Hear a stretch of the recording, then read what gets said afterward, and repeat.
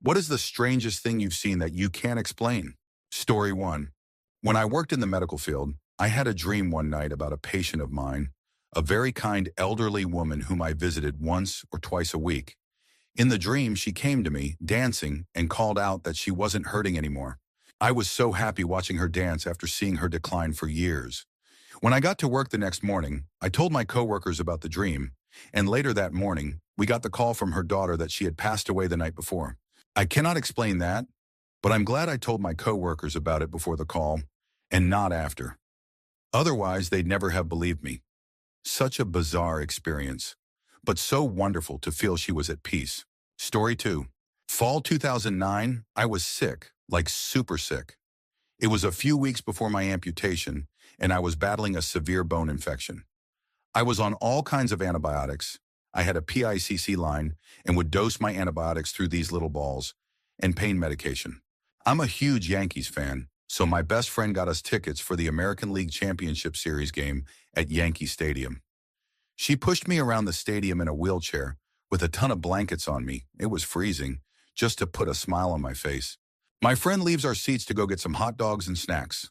This is where it gets weird. As soon as she leaves, to my recollection, an older Irish gentleman sits beside me. He offers me some of his spiked hot chocolate, but I said no thanks and explained that I was on a lot of medication. We began talking, and I told him what was going on in my life.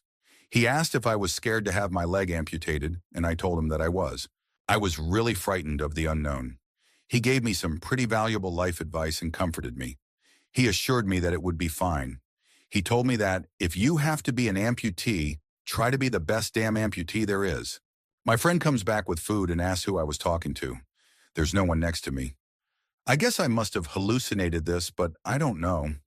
It felt more like some kind of angel or being that came to me to let me know it would be okay. I guess my guardian angel is an Irishman with spiked hot chocolate. Story 3.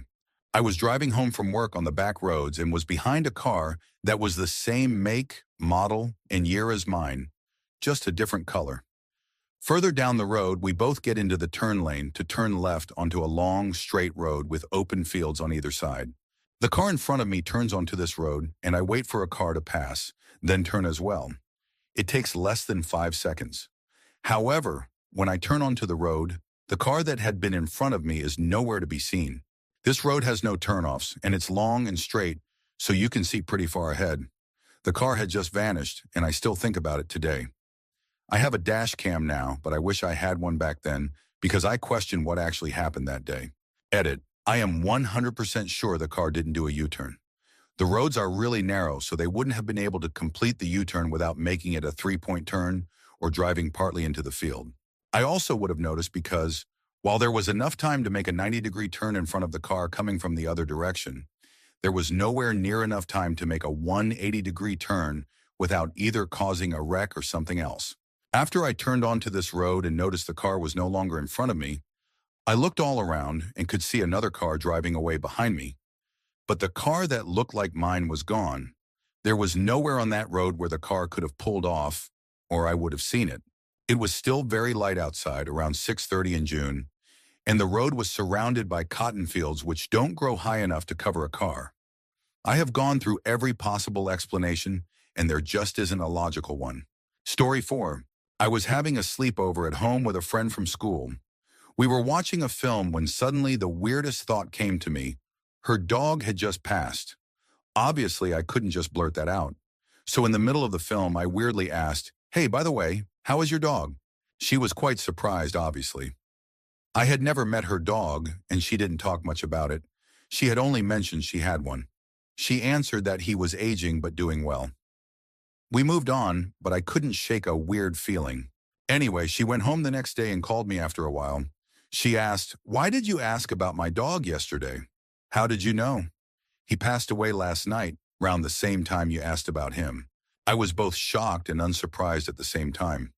I don't have an explanation. It seems like a weird coincidence since her dog was not something I usually thought about. It never happened to me again. Story 5. When I was young, my parents and I relocated across the country to Maine. We lived in a very small town, and our house was old, beat up, and on many acres deep in the forest. It had 2 stories, with the top story being the main level and the bottom story being the bedroom level. My bedroom had several large windows that looked out into the forest. I don't remember having curtains or blinds, but I'm sure I must have, because my mother never forgot details like that when decorating my bedrooms as a child. I must have left them open one night. I remember waking up in darkness with a faint glowing orb of light hovering just outside my window. I watched it in utter terror as it went slowly across one window, then the next, before pausing, flashing briefly into my bedroom, then shifting into the third and final window and disappearing altogether. I was so upset by the ordeal that I went and woke my parents, and my stepfather stormed into the backyard with his gun in hand. There was nothing and no sign of the strange orb. My eyes are watering as I write this. Deep down, as an adult looking back, I realized that orb was anything but magical. It was someone's flashlight. It never happened again, but I'm still afraid of having window blinds open at night. Story 6. I was driving one night in a really foul mood and speeding. Like when I say speeding, I mean at least 25 over the limit. Anyway, this car gets behind me, and for some reason, I could just tell it wasn't a cop. It was a fully tinted Chevy truck with weird lights on it, like comically large aftermarket front headlights. Once it got behind me, I got a really eerie feeling I can't explain. Like my body just knew something was wrong. Anyway, I figured if it was a cop, they would light me up for speeding. But for some reason, they just kept pace with me, also speeding themselves. So at this point, I'm getting a little weirded out, so I turn off the freeway, and they follow me. I turn into a gas station and get out. I figure if I'm going to get axed, at least the cameras will pick it up and give my family some closure. Something just didn't sit right with me. I knew something was up. As I'm getting out of my car, the truck rolls its window down, and what I saw still haunts me to this day. It was a heavily disfigured man. The only likeness I can compare to is that guy Rocky Dennis from the movie about the boy with the disfigured head who falls for the girl that loves him for who he is, not how he looks. He starts to motion to me with his finger, like telling me to come closer. I don't care if he was going to give me the winning Powerball numbers. There was no way in the world I was going to approach that car. I bolted inside the gas station. At this point, my whole body was shaking. I tried to tell the clerk what was going on as they stared at me, probably thinking I was drunk or high as my story didn't make much sense. I went to look outside and the truck was gone. I still have nightmares to this day. Story 7. I was driving home from work one afternoon with my brother and cousin in the car. As we were sitting in traffic, I noticed high up in the sky and way out in the distance, a small, motionless, black square. I pointed it out, and both my brother and cousin spotted it quickly, so I know it wasn't in my head. It just remained still for about 45 minutes, and then the sun set, and it was too dark to see it any longer. It stayed in the exact same spot the whole time, and while it was really far away, you could still tell it was a perfect square shape. Once I got home, I went online to see if there were any mentions of it anywhere, and there was nothing. To this day, I still think about it and wonder what I was looking at. Story 8. A tiny humanoid creature underwater. To this day, I still search the internet in hopes that what I saw was an actual type of fish, but I still haven't found anything. I was snorkeling at the age of 16 off the coast of Australia with my dad. Seeing all the fish was so beautiful. My dad drifted a little far from me, but there was a reef protecting us from any large sharks, so I wasn't scared of snorkeling on my own. I swam down toward the coral to get a closer look at a small octopus when something caught my eye. A human face with an eerie smile and big eyes. It was sort of standing, casually leaning against the coral with a body about 4 inches tall and a head no bigger than a grape. It resembled a naked human male, but had gills by its neck and webbed feet, smooth all over like a Ken doll. I stared at him. He stared at me. I stared back and tried to rationalize what I was seeing. I reached out to touch him, and he casually evaded me by stepping to the side, all while his creepy smile remained. I could see my dad had turned around and was swimming closer to me, so I called him over to see this crazy creature. The creature turned toward where my dad was swimming over, seemed to notice him, then looked back at me coyly. Then it walked away, like walked on its little webbed feet on the coral, and disappeared down through a little hole in the rocks. I tried explaining it to my dad when he came over, but he couldn't explain anything like that either. He just said something about Aboriginal spirits and that I shouldn't mess with it. I swear I think about that little fish man every day. Story 9. I was around the age of 10, and my younger sister was 7. Usually, whenever my sister was scared during the night, she would wake me up and I would comfort her and tuck her in bed. However, this night was different. She was shaking me furiously and crying, couldn't speak, etc., so I rushed to her room. After a few minutes, she could finally tell me that she could hear faint footsteps up and down the small hallway outside our rooms. Our rooms are opposite from each other in the hallway. So we tried to be quiet and listen for the footsteps and couldn't hear anything. I thought she must be imagining things. Then, after we calmed down, we started hearing the footsteps, and they were actually so clear it sounded like someone was right outside the room. We both feared that someone broke into the house and was wandering around.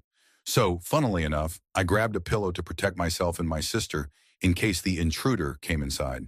At this stage, both my sister and I were crying, and nothing was happening.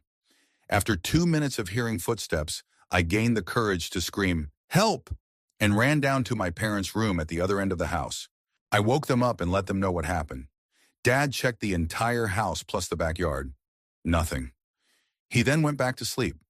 Relieved, I decided to lay in my sister's bed with her so she would be less shaken up from the situation.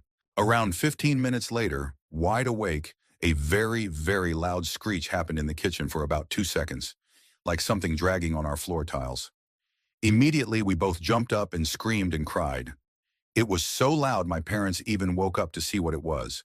We left our room before my parents and saw our wooden kitchen chair somehow dragged on the tiles about 5 meters away from the kitchen table. We were all shocked and could not explain what happened. We thought it might have something to do with the footsteps. This is hands down the scariest thing I have ever gone through. Story 10. Not so much something I saw, in hindsight, thank goodness, but rather something I heard that I can't explain.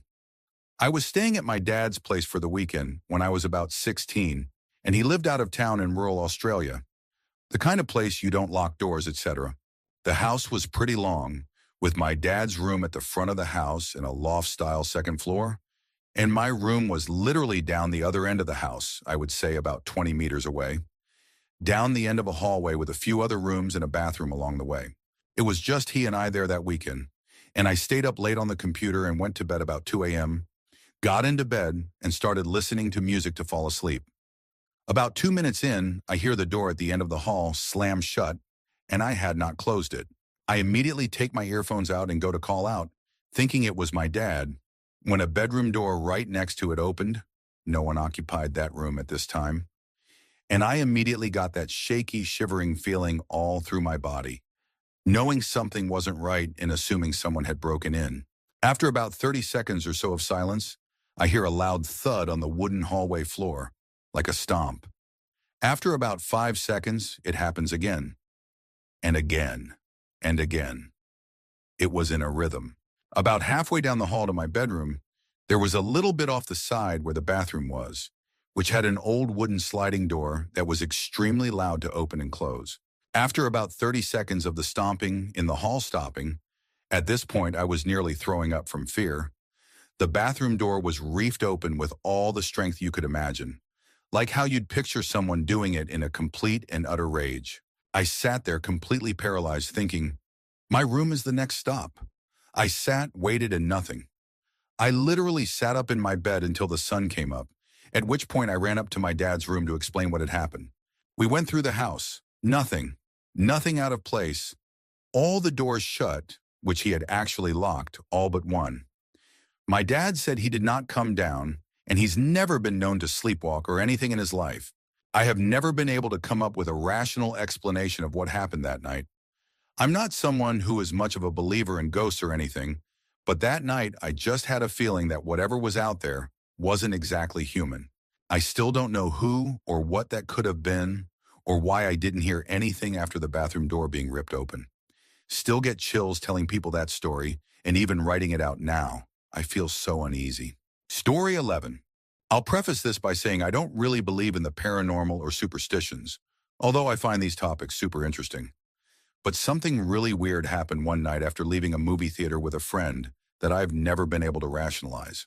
We had just watched a horror movie as well, so we were definitely in that spooky mood. During our drive home out of the city, I lived in the country, we counted 3 cars pulled over in different areas on the road. As we got onto the highway, we counted about 8 more in various locations, all a decent distance apart, so it's not like they were yielding to an ambulance or anything like that. We got about halfway to my house and ended up counting a total of 12 cars before my friend freaked out and begged me to take a back road. He was convinced it was a sign that we might get in a collision or some kind of road accident. We were silent the rest of the ride home. I brought it up to him once or twice since then, and he gets really defensive and shuts it down immediately. It really bothered him. It's definitely weird and I can't explain it, but it makes for an interesting story. Story 12. I was taking a trip with my then girlfriend, and we had to cross the Hudson River to get to where we were going. There are only a handful of bridges across, and I know them all from having grown up in the area. On that particular trip, we were supposed to take the Bear Mountain Bridge, but I got off the wrong exit and passed it. We decided it wasn't a big deal. The next bridge, the Newburgh Beacon, was actually closer to where we were going. It would just bring us a little bit past our destination, but not enough to really matter. So we kept on driving, not really paying specific attention to where we were, since it was probably 20 to 30 minutes until we got there. Well, we never crossed the Newburgh Beacon that day. We also never crossed the Bear Mountain, and we certainly didn't drive an extra half an hour to the mid-Hudson or turn around and go back to the tap. When we did take a minute to check where we were and how close the bridge was, we found we were already on the other side of the river. No bridge, we were just already there. So either there's a secret tunnel somewhere under the river, we had our memories erased, or we found some kind of spatial rift somewhere in the Hudson Valley. Story 13. I was an RA when I was in college. All the RAs would come back a week before the winter semester started for training, which meant no students were back in the dorms. We were the only ones in the building. One night, I heard the door to my shared bathroom open. The sound of the doorknob turning woke me up, so I kind of groggily said my suite mate's name. She would sometimes come through the bathroom to talk or ask me for advice. Then I realized my suite mate was on an extended holiday in Italy, so no one should have been in our suite at all. I immediately shot up and looked toward the bathroom door.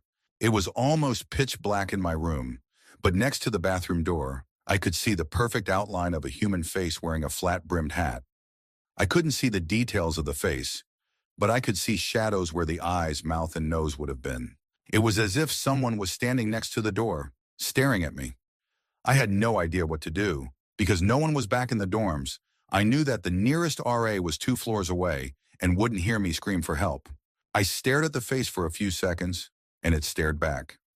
Then I shifted slightly on the bed, and it completely disappeared. I got up to check the door, and it had been closed the whole time. It's been almost 7 years, and it still freaks me out when I think about it. Story 14. My youngest daughter would always beg to buy the seasonal decorations when we go shopping. She passed away from a brain tumor when she was 5, and as a way to cope, I started buying those seasonal decorations and now decorate my house with them as the seasons and holidays change. Her favorite were these colorful birds from Target. A couple of years ago, just before Easter, I was deep cleaning the house. One of the Easter birds went missing. I assume one of my older kids had knocked it off the shelf with their backpack as they had left for school that morning.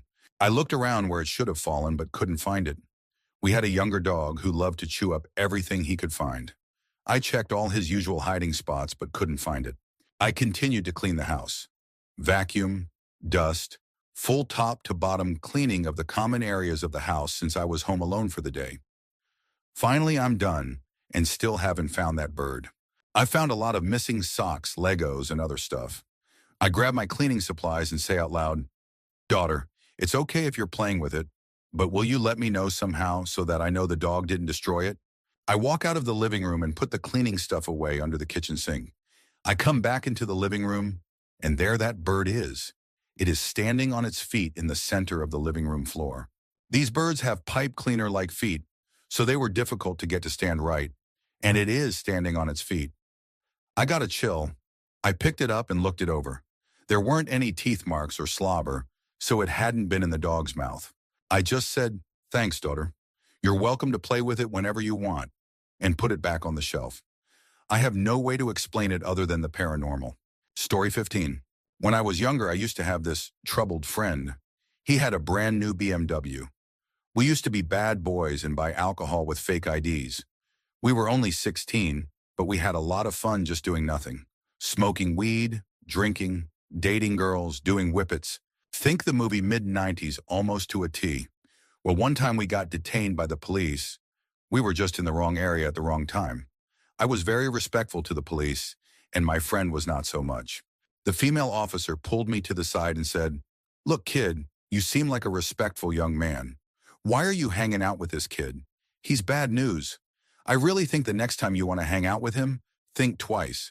So, the following Friday, he said he was going to pick me up and we were going to grab some booze and hang out with these girls. I told him, unfortunately, I can't tonight. I have to stay in. That night, he was in a high-speed chase and lost control of his vehicle. His car went straight into an apartment building and he died instantly. Somehow, I ended up running into that police officer again a few weeks later. She made a joke that it's not good if she keeps seeing me. I literally burst into tears and just hugged her. I feel like she saved my life. She seemed somewhat confused, and I told her what happened. Story 16. Former Egyptian Air Force Mirage 2000 pilot here. I was one of the unlucky few that got selected to serve their mandatory years as pilots. It was considered unlucky because you stayed in the Army a lot longer than soldiers and officers due to the amount of training that comes with flying a fighter jet. Anyway, fast forward 2 years, I'm a fully trained Mirage pilot, though I don't know much about dogfighting or fighter jet weapons, as I didn't take it on full time. Like I said, this was mandatory service that everyone had to do. I was just selected to be a pilot for some reason. I only flew like 6 times in the 3.5 years I served. Anyways, picture this. It's a pitch black night and I go out for patrol on the Red Sea border between Egypt and Saudi Arabia. My friend is assigned to patrol the border near Sinai and Israel. That's usually the most actively patrolled area. So here I am, flying in Egyptian airspace, when an extremely bright light shines through the cockpit, almost blinding me for a moment. It was so bright, it got right through the tinting on the windows and my helmet. It was almost like that memory wiper from Men in Black. It lasted at least a minute. Just as I'm about to call this in to get a possible explanation, the air tower guy starts frantically speaking, not shouting, but talking really fast and in a very worried tone. I can't hear him well through the radio, so I couldn't tell what he was saying. I tuned into the frequency the other pilots were on, and they were all just as shaken as me. 30 minutes later, a calmer voice instructs us to all land immediately as there is an emergency being investigated by the more experienced pilots, dogfighters. So we land 2 at a time. I steer my plane into the hangar and get out. Everyone has this frightened look on their face, eyes wide open, mouth shut, and sort of lost. Like you talk to them and they're like, "Sorry, what were you saying again?" So I go straight to the base commander, hoping for an explanation that puts my mind at ease. When I get there, I find that he's in his office on the phone shouting about unidentifiable aircrafts infiltrating Egyptian airspace. And that's when I really got scared. I finished my mandatory service years ago, and I'm currently studying law in Washington, but that night I constantly think about. Story 17. Scene might be a strong term, but in my first apartment I experienced sleep paralysis nearly every night. It was terrifying, and I remember that everything would suddenly get really dark around me, and I couldn't move or speak. It felt like I was suffocating, and I would fight it, all internally, until it would abruptly ease up. I started sleeping with a light on, as it seemed less likely to happen when I did. I moved out and tried to not think too much about it, as it gave me an icky feeling. I never told my family about this as I felt they would think I was crazy. There's some mental illness in the family. Years later, as I was talking to an older relative, she casually mentioned that my sister-in-law used to live there, in the exact same apartment shortly before marrying my brother, but that she'd moved out pretty quickly. I remembered that it was a fairly nice apartment and asked why. My sister-in-law had felt like she was being awakened by something and kept finding her stuff moved. About 8 years later, the relative that owned the apartment asked me to retrieve something from it. It had been vacant for years and was being used for storage. I took my daughter with me, and my normally extremely talkative child was very quiet the whole time. We got in and out of there fairly quickly. That night, as we were talking, I mentioned to her that it had been my first apartment. She asked if I'd been scared, and then blurted out that she'd seen something large and black on the ceiling that seemed to be sucking all the light out of the surrounding area. I'm usually skeptical about the paranormal and believe that most incidents can be shrugged off. But there's something about that vacant, decaying apartment that still terrifies me. Story 18. I was suffering with a brief depression a few years back. It was a really hard time in my life. My family was getting ready to go to a barbecue. I was brushing my teeth and, randomly, out of my peripheral vision, I saw the torso and arm of a man in a blue and green flannel. I didn't see a face or anything, but I'm fairly certain he put his hand on my left forearm. I looked up, and there was nothing there. This really creeped me out, and my mother, who is an extremely devout Catholic, gave me a rosary to see if it would help. I brought the rosary with me when we left, and in the car I started to feel an unnatural tiredness. I went into a weird daydream-like state, followed by dark thoughts that really bothered me. Then suddenly afterwards, I had this bizarre feeling of sheer peace and clear-mindedness. I felt as if I could die that second, and I was happy and content with my life ending at that point. I wasn't suicidal, and I didn't want to die, but I felt as if even if I died in that moment, things would be okay. After this event, my mental health got better, and I feel more put together as a person. I don't know what happened. I'm not sure if what I saw was supernatural or just a figment of my imagination, or even if I really saw anything at all. Nothing like that has happened since, and I've been in a way better mental state. Story 19. I had moved to Venice Beach, California about 8 years ago, and it was the first time I had moved away from my home and family in Pennsylvania. After 4 months, I hit a rough patch and had to sell my car to get back home. One night, while trying to fall asleep, I had a mild anxiety attack from overthinking my current situation at the time. Both of my roommates had left a few days prior, so I had the apartment to myself for the last few days. During my mild anxiety attack, I was talking to my grandma, who had recently passed away, to ask for some help. Note, I have never been spiritual and I identify as agnostic. A little while later, early morning, around 2 a.m., I noticed a flickering coming from my roommate's room. I opened the door to find a freshly lit candle. I did not light that candle. As a child, my grandma would always take me with her to church, and my favorite part was getting to light a candle to say a prayer. Story 20. Doing some door-to-door work, I knocked on a house I'd only driven past in a city on the other side of the world from where I grew up. As I looked around the deck I was standing on, I noticed a particular window had a view through another window. I distinctly remembered all the details of what was outside the second window, even though I had never before seen it in my life. As the door opened, the lady standing at it gave a bewildered face that I must have mirrored. The first thing she said was, "I know you. I promise, there is no way our paths had previously crossed." As we got to talking, I was sharing a personal story, of which she finished the last details for me. I was stunned, and she said, "I'm sure you've told me that before." I was tripping out and ended up coming back to the house a few times to just chat and see where or if anyone we both knew had crossed paths. To this day, I still can't explain it. Story 21. I was a sophomore in college. I walked into my math class like any other day and sat in my usual spot, about 4 seats in on the third row. Even though we didn't have assigned seats, there was always a girl sitting 2 seats to the left of me, an empty seat between us, and her male friend to her left. They seemed to just be good friends, always laughing, never any reason to give me concern.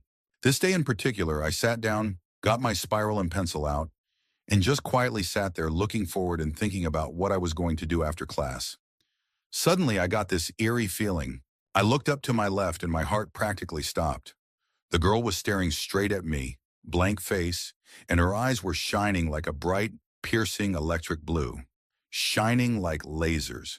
Nothing at all natural. I can't explain it accurately. I was basically paralyzed and couldn't move or say anything. I eventually blinked and looked forward, then looked back, and the girl's head was turned back to her friend as he was talking again. About 2 years later, I was with friends and we were driving to a restaurant. Traffic was building up since it was rush hour, and we were stopped in the right lane. I was in the back seat and happened to look up, diagonally to the left, and through the windshield. I looked into the car sitting in the lane next to us. Its back bumper was parallel to our front bumper, so I could see the driver easily. He was turned almost completely around and looking back at me, staring intensely. Even from that distance, I could see his eyes were that piercing, bright, laser-like blue. And I froze again. Just like the last incident, I was eventually able to blink, look away, and then immediately look back. The man was turned forward, the light turned green, and we all started moving forward. It's been about 15 years, and I haven't experienced anything like that again, but it messed with my mind for a while. Story 22.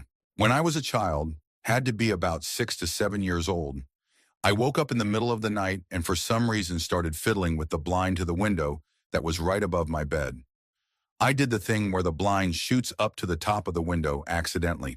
I saw what I now know to be a jinn, found video evidence of it on YouTube. I'd look it up to link it, but I can't see it again, sorry. Pure black, with white human eyes. I screamed and it screamed back, without making a single sound. I fell backwards off my bed. At this point, my dad came running into the room. "There's a black man outside my window." Dad ran outside with his pistol to find nothing. The next day, he installed tinted windows in my room, the kind where you can see out but not in. We were poor growing up, but the intensity of my reaction convinced him that it all really happened, and he took action. Years later, as an adult, I discussed this with Dad. It was then I realized my description had led him to believe an African-American man was trying to peep in or break in through my window. You know your window was up pretty high, right? Someone would have to be 8 feet tall to look into that window without a ladder. It was then I described to him for the first time what I actually saw. He couldn't believe it. To this day, all windows are entirely covered at nighttime. I do not allow for open windows or blinds past sunlight hours. I always took solace throughout my life thinking, it was just as scared of me as I was of it. So monsters are real, but they feel fear. I can live with that. I described this event to a coworker about a year ago. When describing the "it screamed back at me" part, she replied, "Oh my God, like it was mocking you?" I haven't recovered from this. It was mocking me. It didn't scream until a second after I did. It was making fun of how scared I was. I have nothing further to add. Story 23.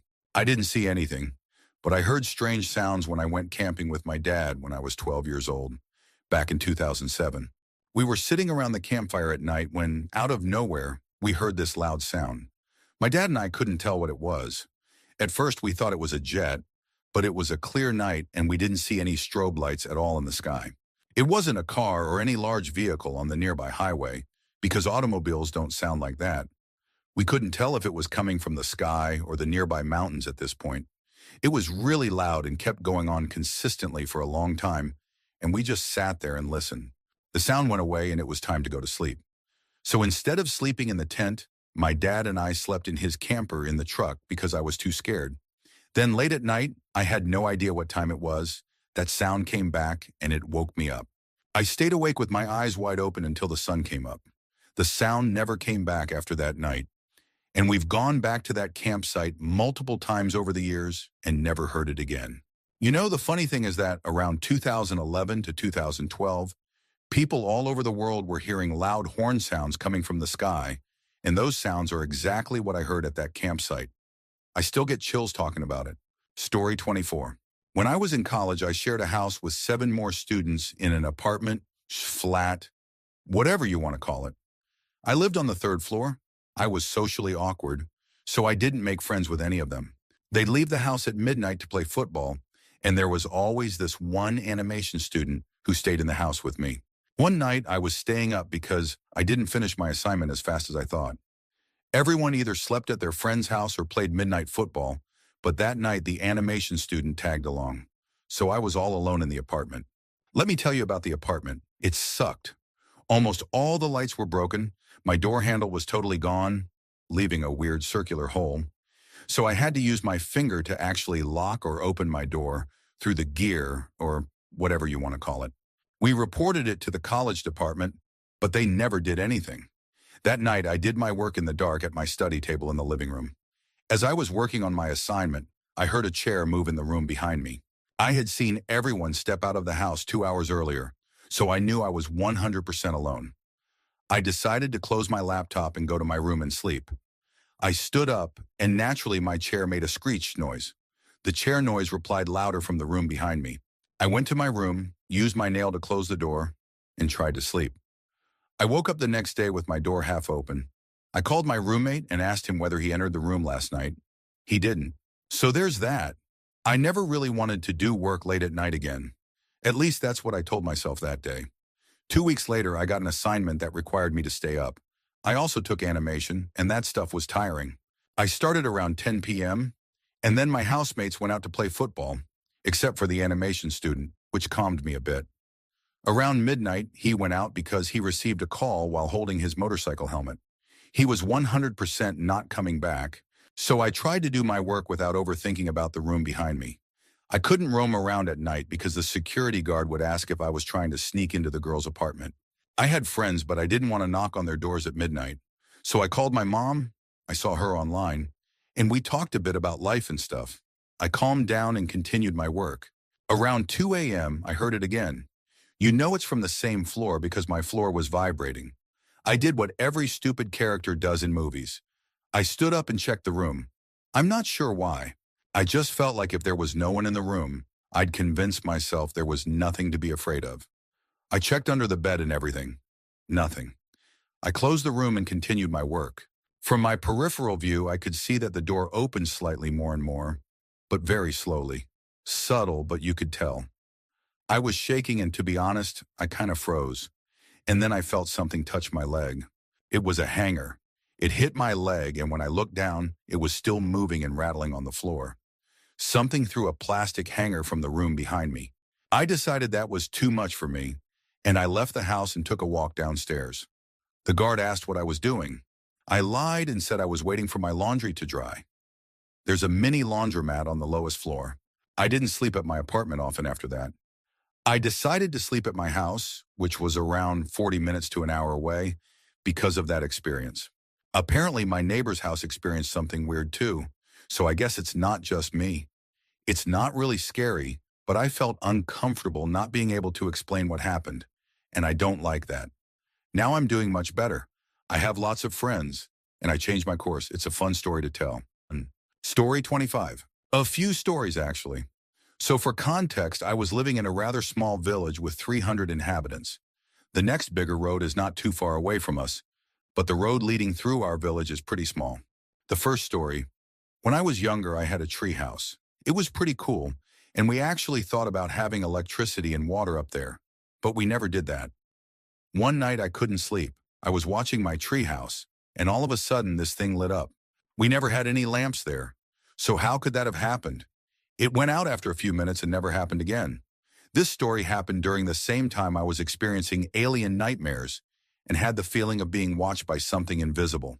And the second story is even weirder. As I mentioned, I was living in a small village.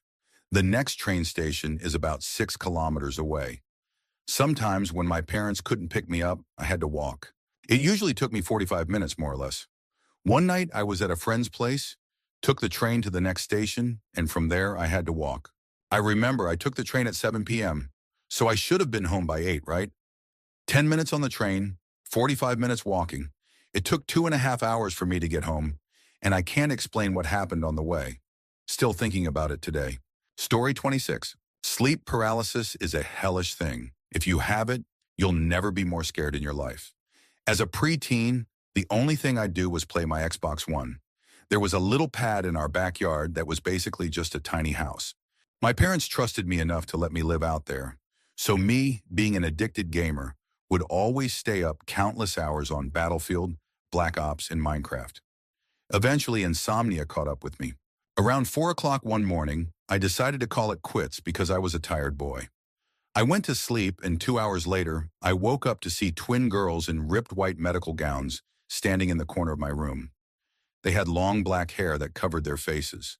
They walked toward me and phased through me in my bed, eventually reaching me and choking me. Of course, I had sleep paralysis, so I could only move my head. They stopped, then walked through my walls to leave me. I turned my head to the bed beside mine, since my friend and I had just had a sleepover a few days ago. My friend was sitting there looking at me until finally he started screaming, and his face warped into a demon-esque thing. Eventually, I broke free, or at least I think I did, and continued my daily routine, talking to my parents about the incident, eating breakfast, and then sitting back down to start playing video games again. Then, almost like I fainted, everything went hazy, my memory faded, and everything went black until I woke up in my bed with a terrible ringing in my ears. I asked my parents if I fainted, and they put me in bed. They said they didn't and asked why. I told them, and they were really confused. Still makes me wonder to this day. Story 27. I was showering one evening and had the bathroom window open for condensation. This particular window opens out above our side passage on the side of our house, about 20 feet above the gate below. I finished showering, wrapped a towel around my waist, and was walking out of the bathroom when I met my mom on the landing. She was walking out of her bedroom and had begun telling me something about my laundry not being ready when, mid-conversation, we heard the most gut-wrenching, blood-curdling scream I've ever heard. The scream entered through the bathroom window, echoing throughout the house, and in an instant, I was filled with fright and adrenaline. The only thing I could picture when hearing that scream was that a woman was being pinned down and attacked in our alleyway. I bolted downstairs into the kitchen and must have covered about 20 stair steps in 3 strides as my towel trailed behind me. By the time I got to our back door, I was stark naked, fighting with each lock on the door. The whole time the screaming continued. It wasn't just one shriek, and it seemed to escalate to greater levels of anguish with each passing second. I was panicked, but ready to fight. All I could think was someone was being attacked in my passage, and I had to save them. I leapt outside, swung around the corner, and ripped open the gate, ready to confront the attacker. The side passage was pitch black, and as my eyes were still adjusting, trying to make sense of anything that was there, the screaming stopped and all was still. Nothing was there, and there was no trace of anything having ever been there. I cautiously stepped back into the kitchen, where by this time my mom had caught up. After securing the perimeter with all outside lights turned on and scouting the front and back sides, we made sure our cat was all right. She had also heard the scream and was on high alert standing on the kitchen table. To this day, I have no explanation for the source of that screaming. We have foxes in the area, and they can make some strange yelping sounds. But this definitely wasn't an animal. It sounded like a human writhing and wailing for her life. Story 28. Oof, this is a long one. I've moved around a lot, and I've had many similar, but smaller experiences in many different houses, to the point where I can walk into a place and get a vibe that just doesn't check out. Kind of like a weird little back-of-the-brain gut feeling that you just push off as mind games. But out of all of it, this was the worst. I lived in a house with a few roommates that all believed the place was haunted. There was a good bit of activity, but none of it was particularly scary. It was enough that you couldn't doubt something was there, but it didn't really feel threatening at first. Just kind of spooky. I had the basement room and would always hear clear footsteps above me when no one else was home. The front door would open and close like one of the guys was coming home for the night. I'd walk upstairs to say hello, and no one would be there. The house had a very long driveway with a horse gate at the end that we had to manually open and close to keep the dogs in. There were many nights I would come home, and the gate would be open. I'd pull my truck up past the gate and hop out to close it, only to see that it was already closed. I would just laugh a little and jokingly yell out a thank you. Things started getting a lot worse when one of my roommates had his high school-age sister stay for a few days while their parents were out of town. We let her throw a little party with her friends, and next thing you know, they're playing around with a Ouija board. And the damn thing kept saying my name as I was walking to the kitchen. I've known this girl since she was little, pretty much like a sister, so I thought she was playing a joke. I laughed it off and told them to stop messing with me. But within the month and a half after that, I started hearing and seeing things that made me seriously question whether I was becoming schizophrenic. I became antisocial and fell into a huge depression that affected my job, my relationship, and my friendships. Until one night, I had my girlfriend over for a movie. I got up to use the restroom for like 30 seconds, heard a commotion, and came back to her, curled up on my bed, crying her eyes out and trying to hold my barking dog, who was more aggressive than I'd ever seen and was just all over the place. She demanded that we immediately go to her house and refused to ever step into that building again. It was a long time before I got an explanation from her. She would get incredibly upset every time I tried to bring it up. Eventually, she told me that she had heard a loud guttural sound, thinking something was wrong with the dog, so she sat up to check. One of the candles that I kept on my TV stand flew at her. I moved into my own place a week later, which I had already been planning to do. And the last time I left that property, it literally felt like leaving a war zone. It was as if all my sanity returned within weeks. My motivation and energy came back, and I haven't had a single experience like that ever since. But I no longer keep any candles in my house anymore. A year or so later, after hanging out with my former roommates, trading stories and discussing everything that happened in that house, I did a little research and found out that not only the house, but the entire area is known as a hotspot for these kinds of things. Story 29. I already commented, but I thought of another story. My mom and dad bought a house before I was born on an old street, probably dating back to the 1600s. My mom had bought the house because she was really into researching family history, and some elderly relative of hers had lived there in the 1930s. My dad and my granddad were decorating before they moved in, and every day my granddad would moan at my dad for not washing his brushes after he had painted. One day my granddad went alone to paint, and when my parents returned later that night, he had left but hadn't washed any of the brushes, which was super weird for him. My mom rang him, and he came up with an excuse that he just forgot about it. Years later, when they finally moved out of the house, he explained why he had left them. He had been painting the hallway where the stairs were, and suddenly felt some kind of cold presence. When he turned around, he saw an old lady walking down the stairs slowly and recognized her as the distant family member who had lived there years before. Naturally, he panicked and ran out, leaving all his equipment behind, but didn't dare tell my parents what happened until after they left. Story 30. When I was young, my little brother and I would explore the woods and abandoned areas of the English countryside. There was this one abandoned, overgrown farmhouse that we and a few other kids from the town broke into by kicking in the kitchen window, which was the closest one to the ground, as the kitchen was half in the ground. When we got into the kitchen, the table was set, and very old, dry, and shriveled food was still on the plates.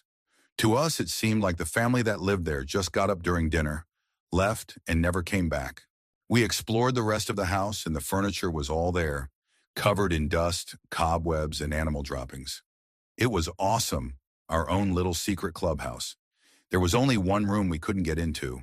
The heavy wooden door was locked, and no search for a key was ever fruitful.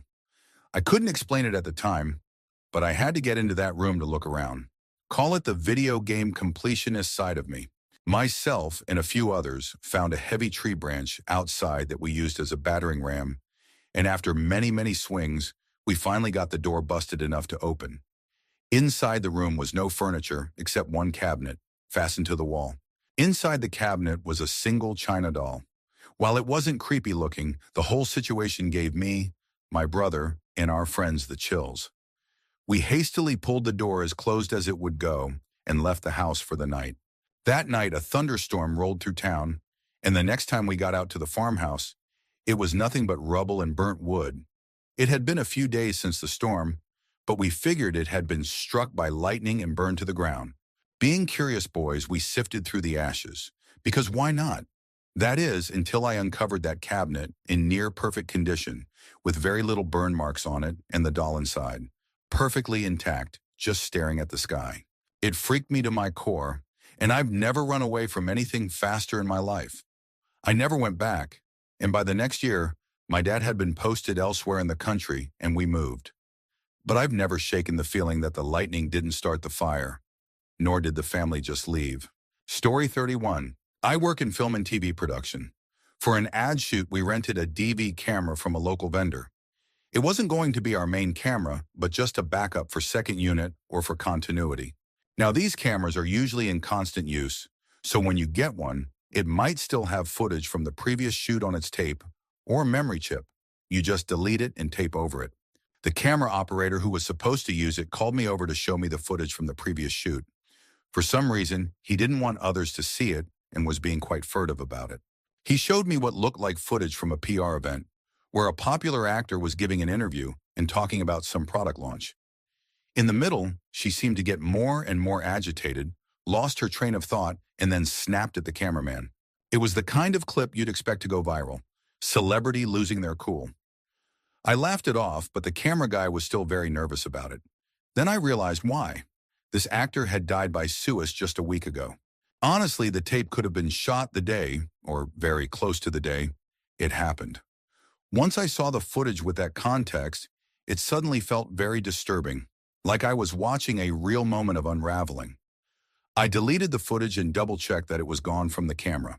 A few weeks later, on another shoot, we hired another camera. The same camera operator came over and showed me footage on it. It was the exact same one. The actor getting agitated, losing her temper, snapping. The camera was different. I'm pretty sure even the vendor was different. But it had the exact same footage. I'm still not sure how that happened. Story 32. When I was in my 20s, I was spending the night at a friend's house. She worked the night shift usually, so by the time I was getting super tired, she was still wide awake. She decided to stay in the living room and watch some movies, and I went to her bedroom to sleep. After I'd been asleep for a bit, I woke up to see her coming into the room. It was dark, but I recognized her by the long hippie skirt she loved to wear. I figured she was getting her contact solution or something, but she just sat down on the bed with me and stared out the window. I asked her what she was doing, but she didn't answer. Normally, if I get woken up in the night, I'm up for hours, but right after asking her, I got so sleepy and went back to sleep. The next morning, I had completely forgotten about it until she asked me what I had come into the living room for last night. Apparently, she had fallen asleep watching her movie, but was woken up by me coming into the living room and sitting on the couch beside the window. She asked me what I was doing, but I didn't answer. I just stared out the window silently until she fell back asleep. When I told her she was the one who came into my bedroom, we both got super creeped out. She told me the figure who came into the living room had on a long, flowing skirt, just like the one I had seen. She had just assumed it was me, and I had borrowed one of her skirts since I was the only other person in the house. She lived in not the greatest part of town, which is why I was staying with her in the first place. Her roommate was away, and she didn't want to be alone all night. She's also very religious, so she believes that we were in danger that night and that they were angels sent to guard us. Story 33. I used to work across from a really old Grand Theater. It still operates to this day, but once had a fire that killed some people. Now I work very late sometimes and was the only person left on my floor. I have a perfect view of the theater, but I'm never spooked because I don't believe in the paranormal.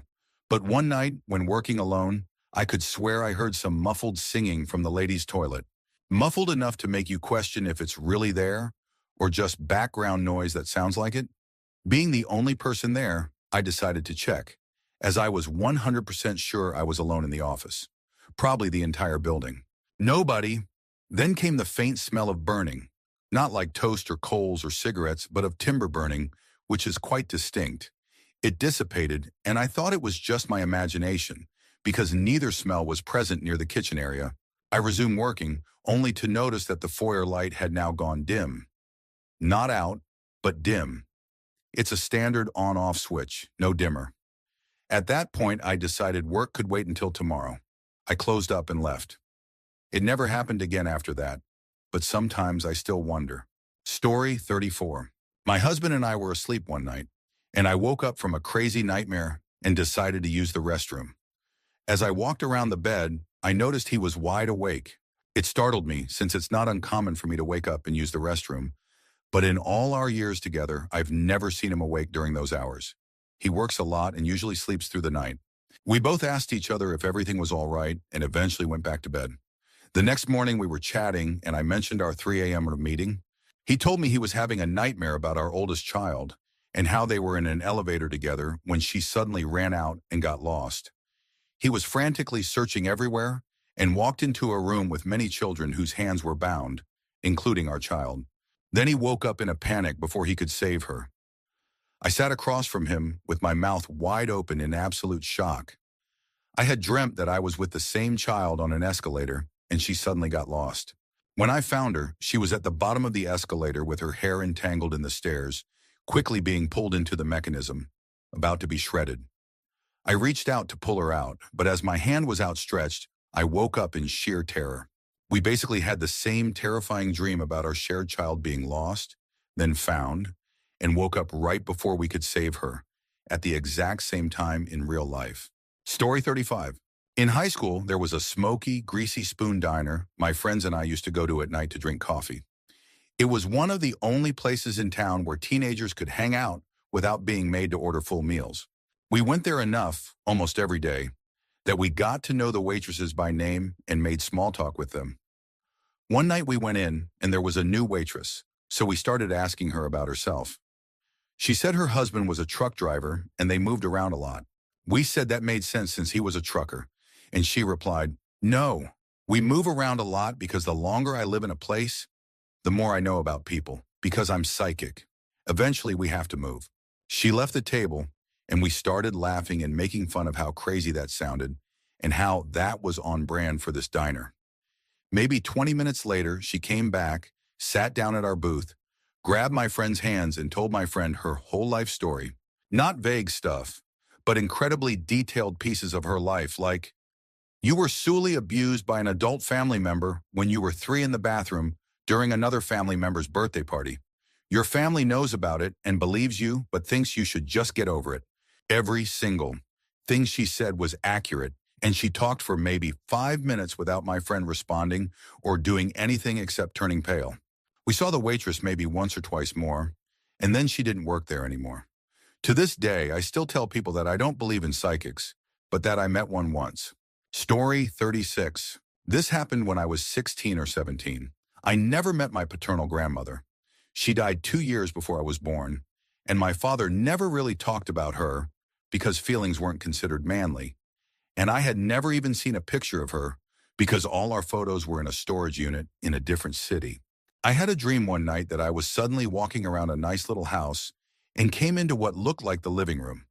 To my left was a set of 2 chairs with bright green roses printed on cream fabric. In one of them sat my grandmother. I don't know how I knew she was my grandmother, but I just kind of did. She didn't acknowledge me at all.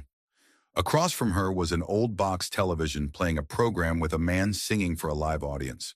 When the man finished singing and the audience started to clap, she clapped along with them.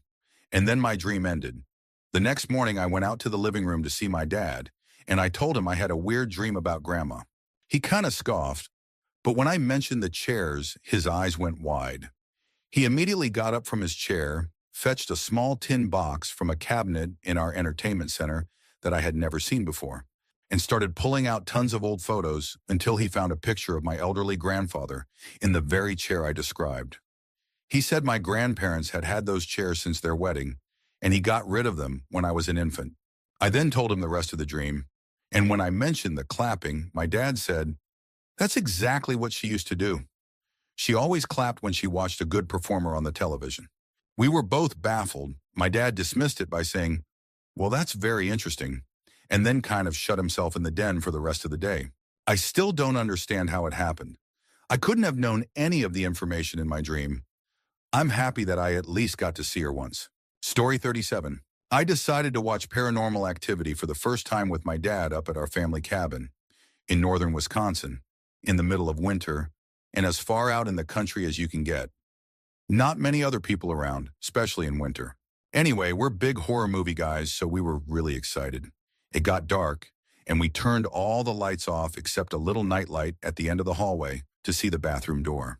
Fast forward, we're about 75% of the way through the movie, and take a quick break to grab a drink and go to the bathroom. I walk into my bedroom, and all the lights are on. The overhead light, night light, lamp, and even a flashlight inside a closed shelf. I specifically remember turning off every single light, and the way this cabin is set up, there's no way someone could have gone into my bedroom without being seen. My dad never got up before I turned on the movie, so it couldn't have been him, and frankly, he was just as terrified as I was. Usually I'd chalk it up to some freak coincidence, but 4 different lights using different sources of power, all turning on. When I'm 100% certain they were turned off originally, we ended up turning off the movie and watched the funniest thing we had nearby, Ace Ventura. I'm an atheist and have no belief in anything paranormal or not rooted in science, but this really messed with me when I was 12. Both my dad and I still have no explanation.